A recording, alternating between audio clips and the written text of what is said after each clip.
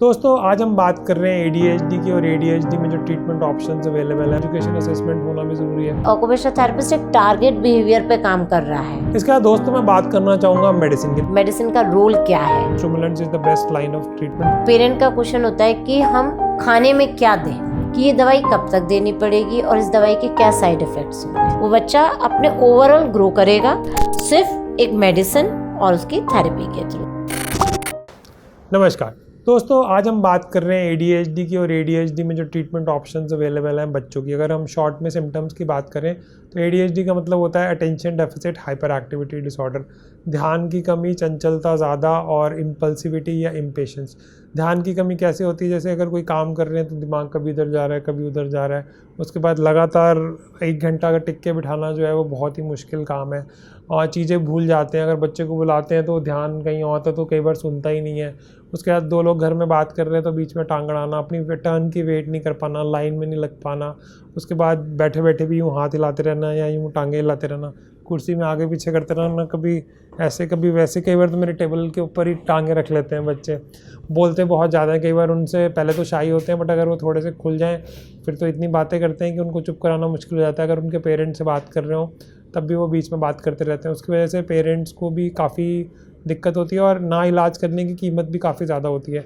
खासकर अगर बच्चे का IQ अच्छा होता है और वो पढ़ाई में अच्छा होता है तो जो बहुत अच्छी बात है, तो उसमें पढ़ाई में वो मैनेजेबल हो जाता है। बट अगर सीवियर ADHD होता है तो होता क्या है कि जैसे बच्चे 5 साल के होते हैं तो उनके दोस्त बनने लगते हैं।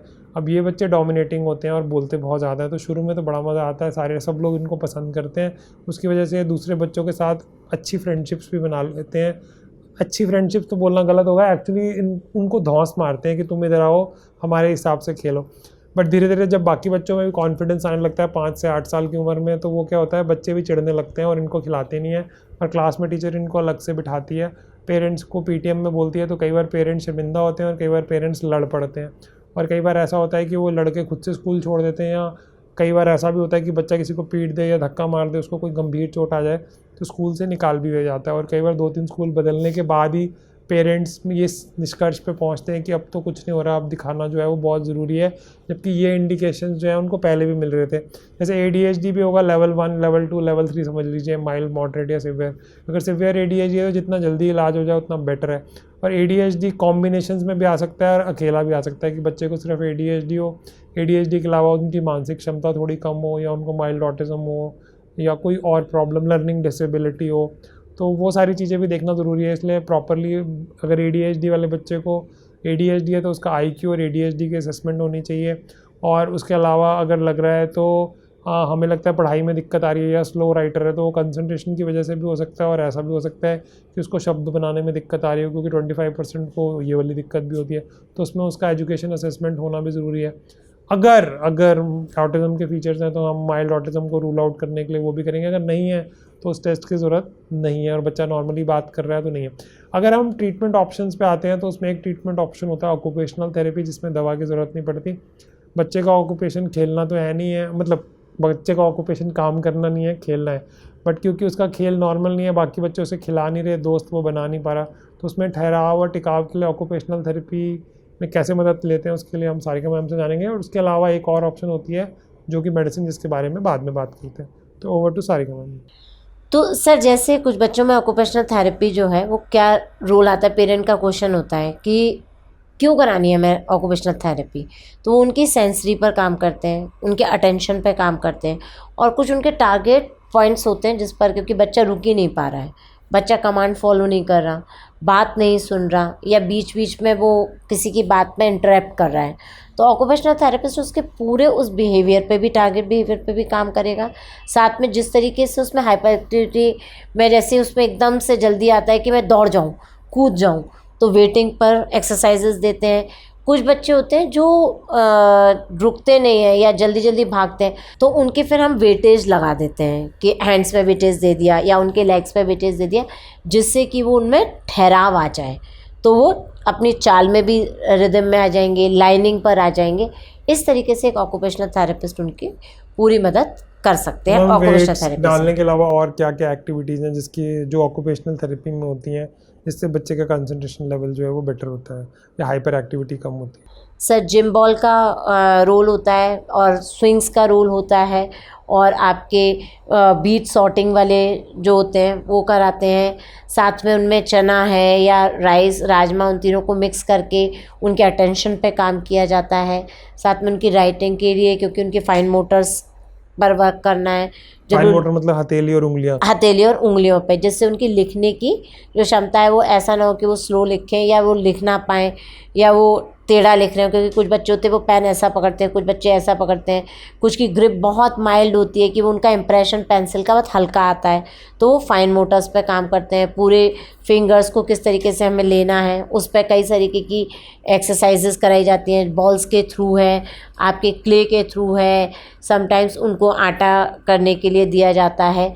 इस तरीके से हम उनकी फाइन मोटर्स पे भी वर्क करते हैं एज ए ऑक्यूपेशनल थेरेपी। तो मैम मैं अगर ब्लंटली एक सवाल पूछूं, जितनी भी आपने चीज़ें बताई हैं ये तो घर में ही कर सकते हैं, तो घर वाले क्यों खर्चा करें एक ऑक्यूपेशनल थेरेपिस्ट के पास और हफ्ते में 3 बार जाएं और थेरेपी कराएं, क्यों ना वो खुद ही कर लें? बिल्कुल सर, क्योंकि आपने जो क्वेश्चन पूछा ये पेरेंट भी हमसे पूछते हैं कि अगर हमें वीडियो उठाना है या हमें चना कराना है तो हम खुद ही कर लेंगे ना, घर में ही पड़े हैं चने राजमा, तो हम यहाँ कराने क्यों आ रहे हैं। तब उनको ये बताते हैं कि ऑक्यूपेशनल थेरेपिस्ट एक टारगेट बिहेवियर पे काम कर रहा है, क्योंकि उस बच्चे की हाइपर सेंसिटिविटी है, वो रुक ही नहीं रहा है, तो वो अकेला सॉर्टिंग नहीं करा रहा है, साथ में उनको वो प्रेशर भी दे रहा है। वो प्रेशर उनके हथेलियों में भी देगा, उनके हैंड्स पर भी देगा, उनके यहाँ से प्रेशर देना है, यहाँ से देना है, किस तरीके से। तो ये ऑक्यूपेशनल थेरेपिस्ट को बहुत खूबी से पता है कि हम कैसे उसको प्रेशर देंगे।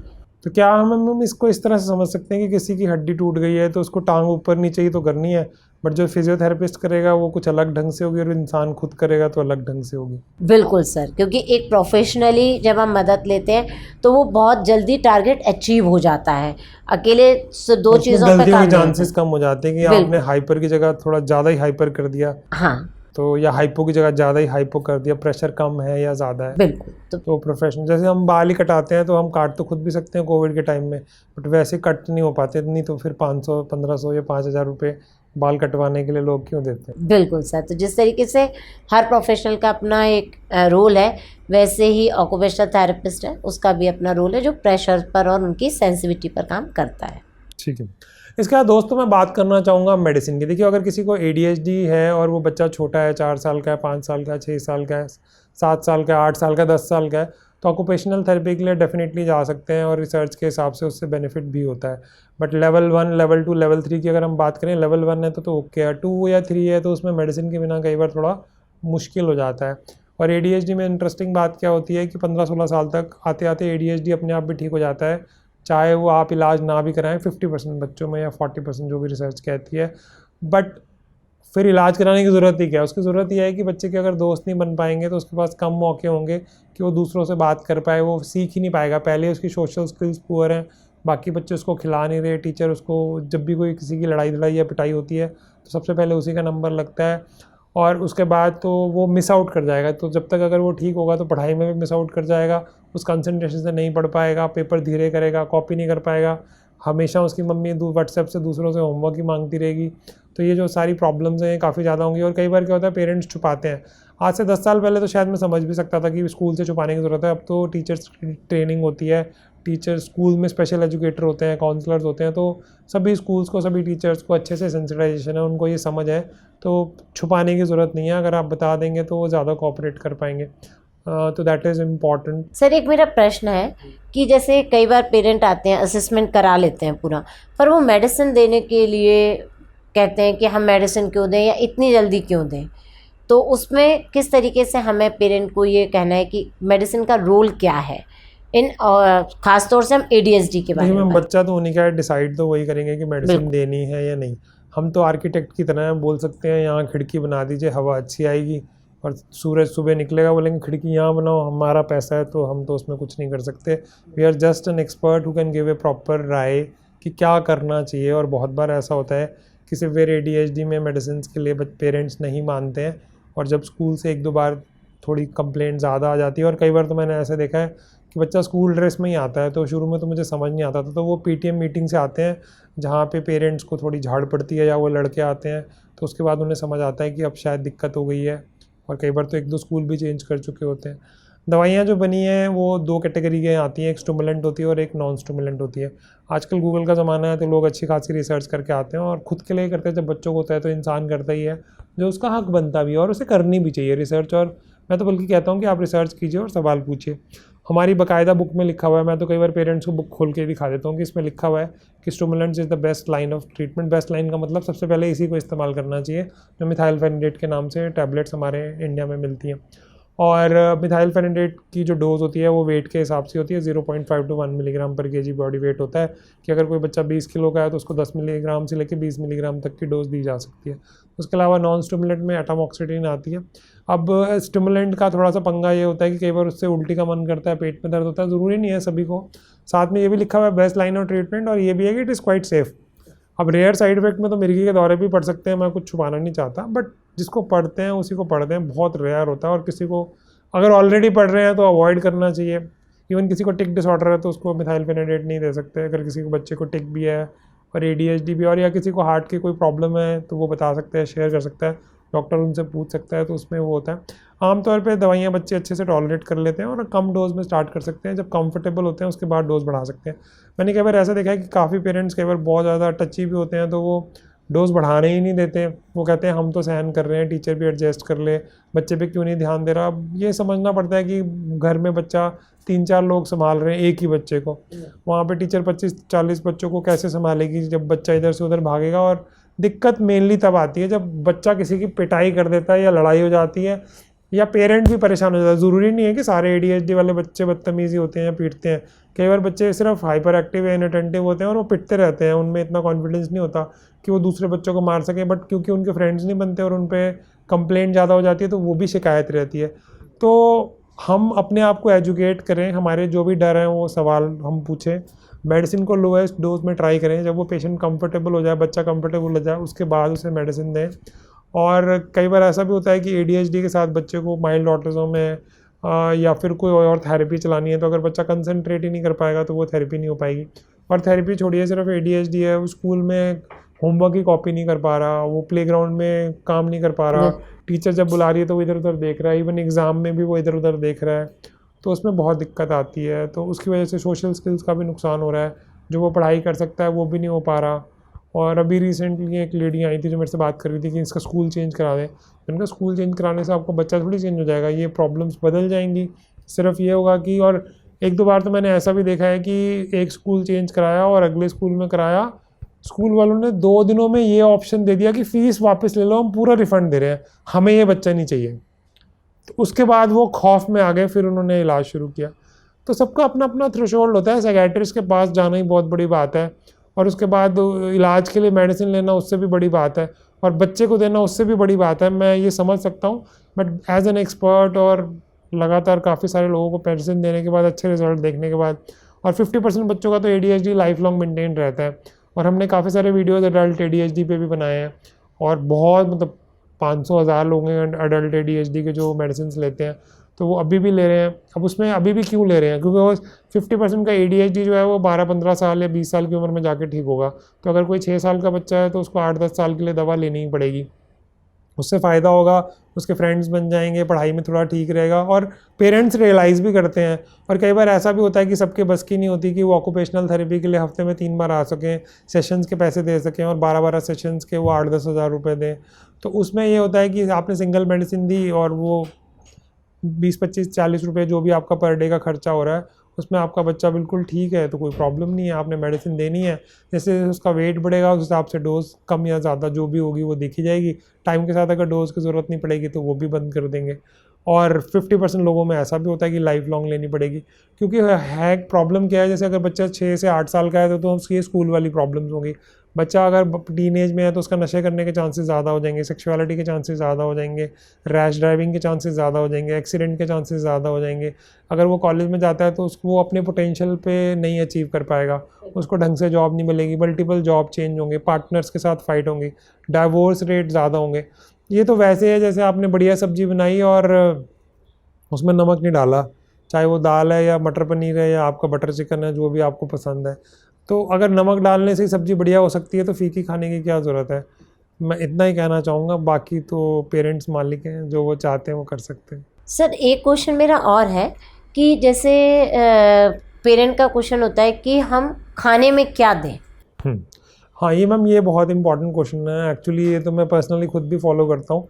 तो जो मैं अगले कुछ टाइम में शेयर करने जा रहा हूँ मैं खुद भी करता हूँ, तो सभी को करना चाहिए actually health point of view से। Because right now I am 50, I want to take care कि आई रिमेन हेल्दी। और ADHD में ये और भी ज़्यादा इंपॉर्टेंट हो जाता है।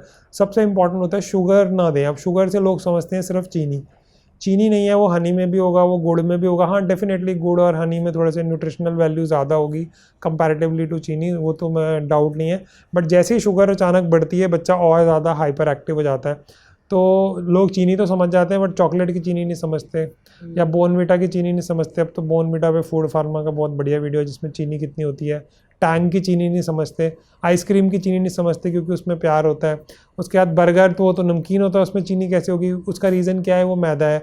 मैदा है तो वो रिफाइंड कार्बोहाइड्रेट है, उससे अचानक ब्लड शुगर जो है वो बढ़ जाता है। तो अगर कोई डायबिटिक पेशेंट होगा तो उसको मैदा खाने के लिए मना करेंगे।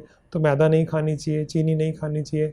और बेसिकली इन शॉर्ट घर की चीज़ें खानी चाहिए। वो कुरकुरे शुरकुरे चिप्स, कई बार तो पेरेंट्स जो होते हैं वो चिप्स ही लेके आते हैं जब बच्चे को क्लिनिक में लेके आते हैं, चॉकलेट पकड़ाते हैं ताकि वो टिका रहे और उसमें, या फ़ोन पकड़ा देते हैं। तो वो लॉन्ग टर्म सोल्यूशन नहीं है। लॉन्ग टर्म सोल्यूशन, और काफ़ी सारे लोगों को ये भी गलत फहमी होती है कि अगर वो स्पोर्ट्स में डाल देंगे तो बच्चे का ADHD गायब हो जाएगा। बिल्कुल सर। ऐसा ज़रूर होगा कि अगर आप स्पोर्ट्स में डाल देते हैं तो वहाँ पे वो एनर्जी चैनलाइज हो जाएगी। बट अगर उसकी सोशल स्किल्स पुअर है तो वो टीम स्पोर्ट्स नहीं खेल पाएगा। वो सोलो स्पोर्ट्स तो खेल लेगा, वो रनिंग कर लेगा, स्विमिंग कर लेगा। बट अगर क्रिकेट खेलना हो, फुटबॉल खेलना हो और वो बाकी लोगों के साथ कोऑर्डिनेट नहीं करेगा और खुद ही भगता रहेगा, तब तो बात नहीं बनेगी। ट्रैक एंड फील्ड में, रनिंग में वो मेडल ले आएगा, बट जब टीम स्पोर्ट्स की बात आएगी तो उसको दिक्कत आएगी। तो खाने में चीनी नहीं खानी चाहिए। फिर जंक फूड नहीं खाना चाहिए। चीनी इसलिए नहीं खानी चाहिए क्योंकि चीनी की वजह से हाइपर एक्टिविटी बढ़ती है और जंक फूड की वजह से कंसंट्रेशन जो है वो कम होता है। तो कई बार पेरेंट्स से बोलते हैं बचा ही क्या खाने के लिए? बचा सब्जियां दालें जो हमारे बड़े फ्रूट्स बूढ़े है। लोग खाते थे वही बचा है। जो शुगर वाला डाइट खाता है अगर सभी लोग वो खाएं तो बाकी लोगों को भी शुगर ना और वो हेल्दी रहें। तो अब तो पिछले कई महीनों से मैंने भी शुगर छोड़ रखी क्योंकि बीच में मेरा वेट बढ़ गया था। तो इट इज़ वेरी इंपॉर्टेंट कि ADHD। फिर सप्लीमेंट्स का काफ़ी होता है। कई सर। बार होता है बहुत महंगी महंगी दवाइयाँ खाते हैं, या उसके अलावा मैम ओमेगा की कैप्सूल्स लेते हैं लोग ना। तो उसमें रिसर्च में तो ऐसा कुछ नहीं लिखा कि बहुत ज़्यादा एविडेंस है, ये है कि कुछ एविडेंस है। तो फूड सप्लीमेंट्स पे फैमिली मेम्बर ज़्यादा कंफर्टेबल होते हैं पैसा खर्च करने के लिए, खिलाने के लिए, कंपेयर टू मेडिसिन। बट उसका बहुत ज़्यादा रोल नहीं है। और बहुत सारी और मेडिसिन होती हैं इससे वो, मैं किसी का नाम नहीं लेना चाहता दवाई का, कि इनसे बुद्धि बढ़ जाएगी। तो ऐसी कोई दवाई नहीं आती जिससे बुद्धि बढ़ जाए। हाँ ऐसी दवाई जरूर आती है जिससे थोड़े शांत हो जाए। वो methylphenidate one of the best option है। उसके बाद नॉन स्टिमुलेंट्स में एटामॉक्सिटिन आती है। और मिथाइलफेनिडेट की अच्छी बात यह है कि 90 to 95% बच्चों में वो रिस्पॉन्ड करती है। और वो रिस्पॉन्स आपको 1-2 महीने में मिल जाता है, बहुत ज़्यादा इंतज़ार नहीं करना पड़ता। कई बार तो 2 हफ्ते में ही मिल जाता है। हाँ बट ये वो शेड्यूल एक्स मेडिसिन है तो डॉक्टर के प्रिस्क्रिप्शन पे ही मिलती है। तो that is the important thing. तो आपको दिखाना भी चाहिए बच्चों को रेगुलरली, और काफ़ी फ़र्क पड़ता है। मैंने तो बड़ी सक्सेस स्टोरीज़ देखी हैं। तो that is very very important. और कोई सवाल मैम आप पूछना चाहते हैं? हाँ सर, एक मेरे प्रश्न और जो पेरेंट्स बहुत ज़्यादा पूछते हैं कि ये दवाई कब तक देनी पड़ेगी और इस दवाई के क्या साइड इफ़ेक्ट्स होंगे। साइड इफ़ेक्ट्स में ma'am common initial side effects तो यही है कि नौजिया हो सकता है, मतलब उल्टी का मन कर सकता है, पेट में दर्द हो सकती है, भूख कम लग सकती है। और कई बार एक्चुअली बच्चों का वज़न काफ़ी कम हो जाता है तो दवाई कम भी करनी पड़ती है, या बंद भी करनी पड़ती है, या बदलनी भी पड़ती है, या भूख के लिए अलग से दवाई लेनी पड़ती है। बट सबके साथ ऐसा नहीं होता, कुछ ही बच्चों के साथ ऐसा होता है। तो काफ़ी सेफ़ होती है। इसमें दिनों और महीनों और हफ्तों का तो कोई हिसाब ही नहीं है, ये तो सालों का हिसाब है। मैं तो कहता हूँ आपका मन करता है आप हर 2 महीने की छुट्टी में दवाई बंद करके देख लिया करो। अगर मैनेजेबल रहता है तो दोबारा स्टार्ट करते हैं। बट प्रैक्टिकली स्पीकिंग 12-15 साल की उम्र तक तो दवाइयाँ चलती ही हैं। और ये भी डिपेंड करता है कि आप लाइफ में क्या करने जा रहे हैं। क्योंकि होता क्या है कि उम्र के साथ हाइपर एक्टिविटी और पेशेंस थोड़ी बेटर हो जाती है, बट इनअटेंशन का इशू रहता है। तो अब कोई एंट्रेंस एग्ज़ाम देने वाला है या समथिंग लाइक, तो कई बार पेरेंट्स ऐसा भी करते हैं जो मैंने प्रैक्टिकली देखा है कि एग्ज़ाम्स के टाइम में मेडिसिन दे देते हैं, एंट्रेंस के टाइम में मेडिसिन दे देते हैं, उसके अलावा बंद कर देते हैं। एक और डर रहता है कि लोग अगर सर्च करेंगे तो स्टिमुलेंट कैटेगरी में आएगा, तो वो कोकीन का छोटा भाई हो गया एक तरह से बोलने के लिए। तो मैं ये सारी चीज़ें खुल के इसलिए बता रहा हूँ कि मैं नहीं चाहता कि कोई डाउट रहे किसी के मन में। बिल्कुल। इंटरेस्टिंगली आम इंसान जब ये दवाई लेगा तो वो स्टिमुलेट होगा, बट जब ADHD वाला बच्चा ये लेता है तो वो काम हो जाता है। कई बार तो इतने खौफ में चले जाते हैं पेरेंट्स कि बच्चा इतना रिलैक्स और काम हो गया, उनको लगता है बीमारी हो गया, खासकर दादा दादी। बिल्कुल सर, उनको ये लगता मेरा है एक हमारा प्रश्न बच्चा था। बीमार कर दिया। बिल्कुल इसी से रिलेवेंट एक मेरा प्रश्न है जो पेरेंट हमेशा कि मैडम ऐसा तो नहीं होगा कि बच्चा बिल्कुल कुछ सोच ही समझ ना पाए। नहीं मैम, दिमाग उसका बल्कि बेटर काम करेगा। जैसे फोकस जो है वो उसका बेटर हो जाएगा, पढ़ाई में वो बेटर नंबर लाएगा। अगर वो बात सुनेगा तो ध्यान से सुनेगा, दूसरों को इंटरप्ट नहीं करेगा। क्योंकि शरीर शांत होने की वजह से कई बार लोगों को लगता है कि इसका दिमाग भी डम्बू हो गया है या ये बच्चा नम हो गया है। ऐसा नहीं है। अगर आप पेशेंस, क्योंकि कई बार पेरेंट्स 2 दिन दवाई देते हैं और बंद कर देते हैं। एग्जैक्टली। तो अगर आप 2 महीने के लिए ट्रायल देने के लिए तैयार नहीं है तो फिर दवाई ना ही दें। बेटर है कि आप ऑक्यूपेशनल थेरेपी या बाकी जो भी चीज़ें हैं आप वो सारी ट्राई कर सकते हैं। आप स्विमिंग कराएं, रनिंग कराएं, और अच्छा है वो, सब कुछ बुरा नहीं है। आप डाइटरी चेंजेस करें, ऑक्यूपेशनल थेरेपी कराएं, फिर भी बात ना बने और मारदाड़ हो रही है या आपका बच्चा पिट रहा है, तो आप अपनी इग्नोरेंस की वजह से आप बेटर है कि आप साइको एजुकेट हो, एक नहीं 4-5 डॉक्टर से मिलें, अपनी पूरी तसल्ली करें, उसके बाद ही दवाई शुरू करें। क्योंकि ADHD में होता ये है कि बच्चा अगर 6-7 साल का है तो कोई जल्दी नहीं है मेडिसिन देने की। जल्दी इन द सेंस कि कभी तो देनी पड़ेगी, बट ऐसा नहीं है कि किसी ने मुझे आज दिखाया तो आज ही उसको दवाई देनी पड़ेगी। अगर 15 दिन बाद देंगे तब नहीं असर होगा, और ऐसा भी नहीं है कि दवाई देने के बाद अगर बंद कर देंगे दोबारा शुरू करेंगे तब असर नहीं होगा। तो पेरेंट्स कैन ट्राई, और कई बार पेरेंट्स ऐसा करते भी हैं कि 2 महीने की छुट्टियों में नहीं देते, दिवाली की छुट्टियों में नहीं देते, नए साल की छुट्टियों में नहीं देते, संडे को नहीं देते। ओके, अगर बच्चा चल रहा है और कोई परेशानी नहीं है तो कोई दिक्कत नहीं है। कई बार दवाई सिर्फ स्कूल के टाइम में ही देते हैं कि अब दवाई भी कई तरह की आती है। एक प्लेन आती है जिसका असर 3-4 घंटे रहता है, एक SR आती है सस्टेन रिलीज, जिसका लगभग 6 घंटे के आसपास असर रहता है, तो स्कूल का टाइम निकल जाता है। एक OD फॉर्मुलेशन भी आती है जो इंडियन कंपनी की भी अवेलेबल है, अब्रॉड की भी है, बट वो कोई वाहियाती महंगी है, बट जो इंडियन कंपनी की वो भी अच्छी आती है। कंपनी का नाम लेना ठीक नहीं होगा, तो वो भी अच्छी होती है, बट उससे 10 टाइम्स चीप होती है और वो अच्छा काम करती है। तो उसका असर 10 से, कंपनी 12 घंटे क्लेम करती है बट पेशेंट बताते हैं 10 घंटे का असर रहता है। बट कम से कम कई बार मैंने ये देखा है कि वो भी बहुत अच्छा काम करती है। कि कई बार क्या होता है, सुबह बच्चे 7 बजे उसको दवाई दी, वो बस में गया, दोपहर के 1 बजे तक दवाई का असर खत्म हो गया, उसके बाद उसने पीट दिया किसी को या पिट गया स्कूल की बस में। तो उस केस में OD फॉर्मुलेशन भी काफ़ी इंपॉर्टेंट रहती है। और कई कॉम्बिनेशन पेरेंट्स ही ट्राई करते हैं, वो ऑन द रिकॉर्ड तो बात करना सही नहीं होगा, बट कई बार फुल डोज मॉर्निंग में दे देते हैं। तो कई तरह की चीज़ें हैं, तो that is very very important. So दोस्तों, जैसे कि डॉक्टर अजीब ने हमें जानकारी दी कि मेडिसिन का रोल क्या है, क्योंकि as a psychologist, special educator, parents का ये डर होता है जैसे ही असेसमेंट्स की रिपोर्ट्स आती हैं कि बुद्धि की क्षमता ठीक है और अगर बच्चे में कोई लर्निंग डिसेबिलिटी नहीं है या कोई ऑटिज़म या कोई अदर थिंग्स कोमोबिड नहीं है, प्योर ADHD ही है, तो जैसे मेरे सर ने भी बताया और एज ए 20 साल के पीरियड में मैंने भी यही देखा कि अगर हम मेडिसिन का जब उपयोग करते हैं उस बच्चे के साथ, थेरेपी का रोल रहता है। ये नहीं करी कि ऑक्यूपेशनल थेरेपी ख़त्म हो जाती है, उसका रोल रहता है, लेकिन जैसे ही मेडिसिन उस बच्चे के आती है उसके जीवन में बहुत फ़र्क आ जाता है। अगर मैं केस के माध्यम से बताऊं तो एक बच्चा था जो अपने पढ़ाई लिखाई नहीं करता था, उसको जबकि पढ़ना बहुत अच्छा आता था, सारा काम कर लेता था, लेकिन उसको हमेशा खेल ही सूझता था, क्या बस इस क्लास भी खेल है, घर भी काम भी खेल है, सब कुछ है।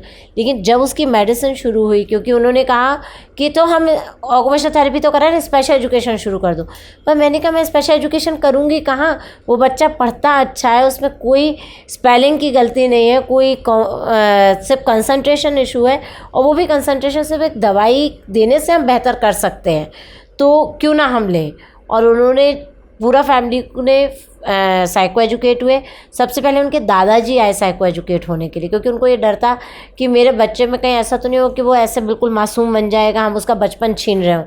तो वो उन्होंने समझा, उनकी मम्मी ने समझा, उसके फादर ने सबसे लास्ट में समझा, पर डिसीज़न उसके फादर ने उसी समय लिया कि ठीक है मैम, फिर हम डॉक्टर अजीब के चैम्बर में जाएँ। मैंने कहा यस सर, प्लीज़ आप जाएँ। तो दोस्तों, अगर हम थोड़ा सा परिवर्तन करें और साइको एजुकेट हों, अपने जैसे सर ने बताया कि 2 प्रोफेशनल को मिले, 3 को मिले, पर जब आपकी तसल्ली हो जाए तो अपने बच्चे की मदद पूरी सही करें, इससे उसके जीवन में बहुत फ़र्क आएगा। उसकी पढ़ाई, उसका एकेडमिक, उसका सोशल, उसका पर्सनल, उसका प्रोफेशनल, उसका कैरियर पॉइंट ऑफ व्यू से, सारी जगह से वो बच्चा अपने ओवरऑल ग्रो करेगा, सिर्फ एक मेडिसिन और उसकी थेरेपी के थ्रू। इसमें मैं एक चीज़ और ऐड करना चाहूँगा। कई बार ऐसा होता है कि हाइपर एक्टिविटी में उनका ध्यान कम होता है, तो वो MCQ या ग्रामर वाले इंटेलिजेंट तो होते ही हैं तो वो बिल्कुल। सवाल कर लेते हैं, बट जब लंबे लंबे क्वेश्चंस लिखने होते हैं, लंबे लंबे मैथ्स के सवाल करने होते हैं, एसएसटी या साइंस के काम करने होते हैं, तो बुद्धि होने के बावजूद भी वो कर नहीं पाते। और जो बच्चे काफ़ी इंटेलिजेंट होते हैं कई बार तो वो 8th 9th 10th तक भी पहुंच जाते हैं, बट जब उनका रिजल्ट उस तरह से नहीं आता बोर्ड्स में जो आना चाहिए, जो आपको लंबे लंबे क्वेश्चंस लिखने चाहिए, तो उसमें दिक्कत आती है। तो पेरेंट्स, और आजकल तो मैंने देखा है बच्चे ही कई बार ज़बरदस्ती पेरेंट्स को लेके आते हैं, जो बिल्कुल टीनेजर सही। होते हैं, जो वीडियोस देखते हैं उनको लगता है। तो that is Yes. Also very important. और इसमें एक और इंटरेस्टिंग चीज़ भी है, कई बार जब बच्चे एंट्रेंस क्रैक नहीं कर पाते तो वो कई बार ADHD पे भी डाल देते हैं, जबकि उनको ADHD नहीं होता नहीं है। होता है, बिल्कुल। तो ये ऐसा नहीं है कि हम हर किसी को ADHD बनाने की बात कर रहे हैं। जिसको ADHD है वो है, जिसको नहीं है वो भी इम्पॉर्टेंट है। बिकॉज 12 साल मैंने पढ़ाया भी है उन लोगों को जो MBBS के बाद MD करते हैं। तो जब उनको पता लगता है कि being a psychiatrist I am the only qualified person who can write stimulants, because बाकी डॉक्टर्स को ये परमिशन नहीं होती है, इवन पीडियाट्रिशियन भी जो है वो स्टिमुलेंट मेडिकेशन नहीं लिख सकता है। तो कई बच्चों ने मेरे को रिक्वेस्ट की है कि आप ना, मेरा एंट्रेंस का एग्ज़ाम है तो दवाई दे दो, तो that is a big no. Schedule X medicine होती है, प्रिस्क्रिप्शन पे ही मिलती है और इसके रूल काफ़ी सख्त होते हैं। बट ADHD बच्चों के लिए ये दवा होती है, बाकियों के लिए तो ये जहर ही होती है। तो दैट इज़ इम्पॉर्टेंट। अब जहर सुन के आप कोई डर जाए वो एक अलग बात है, बट जहर भी काम करता है, मात्रा सही होनी चाहिए।